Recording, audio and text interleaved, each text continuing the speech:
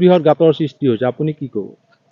যথেষ্ট আমাৰ ৰাস্তা যোৱা 6 বছৰ ধৰিয়ে বেয়া আছে আৰু তাৰ ডেভেলপমেণ্টৰ কাৰণে বা ৰিপেয়াৰিঙৰো একো কামেই হোৱা নাই আৰু যাক লৈ আমি যথেষ্ট অসুবিধাখিনি আমি ফেচ কৰি আছোঁ।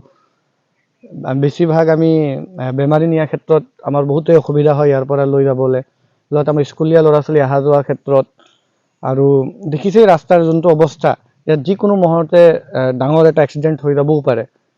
সেইকাৰণে আমি আমাৰ মন্ত্ৰী মহোদয় চাহাবক আমি অনুৰোধ জনাইছোঁ যে অতি সোনকালে ৰাস্তা তেওঁ ভাল কৰিলে আমাৰ যথেষ্ট ভাল হয়। পথ আপোনাৰ মিছাৰ পৰা আৰম্ভ কৰি কেলেডিন টি ষ্টেট, হাতীগাঁও, নিজৰি, বামুণী হৈ আপোনাৰ চাগমুঠি টি ষ্টেট, চিকনি বৰহলা হৈ তেঁতুলগুৰি 37 নং ঘাইপথত সংযোগ হৈছে। এইফালে হাতীগাঁও বাগানৰ ফালেও যায়, সেইটো দিও আপুনি যাব পাৰিব।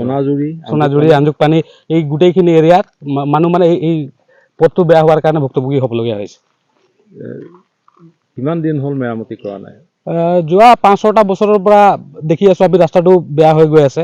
এতিয়াতো আৰু অৱস্থাই নাই, এই যেনেকৈ হৈ আছে এতিয়া মানে গাড়ীটো বহুত ডাঙৰ কথা। এতিয়া আপুনি বাইক এটাও ভালকৈ চলাই যাব নোৱাৰে, চাইকেল এটাও ভালকৈ চলাই যাব নোৱাৰে, এনেকুৱা অৱস্থা হৈছে।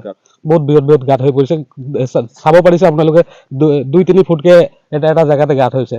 এনেকুৱা পথ এটাত যদি এমাৰ্জেঞ্চি কেছত যদি পেচেণ্ট এটা লৈ যাবলগীয়া হয়, তেতিয়া আমাৰ বহুতখিনি অসুবিধাৰ সন্মুখীন হ'বলগীয়া হয়।